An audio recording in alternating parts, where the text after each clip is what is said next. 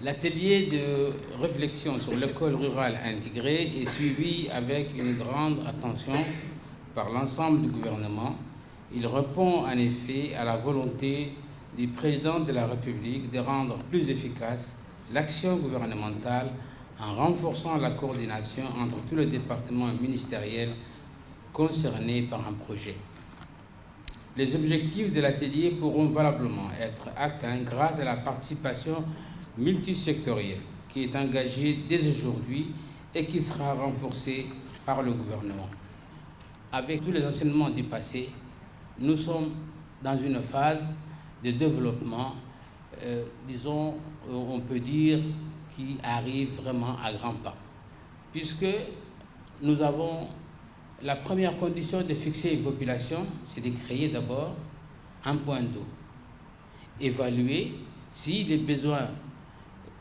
ce besoin d'eau est assez suffisant, nous devons créer une école, un poste de santé et, disons, un jardin potager pour que les enfants apprennent aussi à cultiver après l'école. Donc ceci, c'est ce qu'on appelle un pôle de développement dans la zone. Et c'est la raison pour laquelle le président de la République avait mis déjà l'accent là-dessus depuis déjà une dizaine d'années pour demander à tous les membres du gouvernement de s'atteler à ce qu'une école rurale intégrée cette fois-ci, pas une école rurale simple, mais une école rurale intégrée qui prend en compte tout, c'est-à-dire le poste de santé, l'école, le périmètre irrigué et ainsi de suite. Tout ensemble, comme ça au moins la population ne sera plus en transhumance et pourra rester sur place.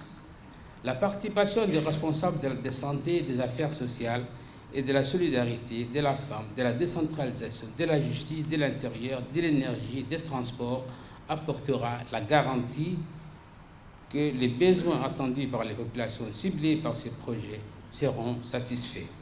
Je remercie vivement les organisateurs de cet atelier et les participants présents et sans plus tarder, je vous demande donc de commencer vos travaux avec l'objectif d'améliorer la vie des populations de l'intérieur du pays. Merci.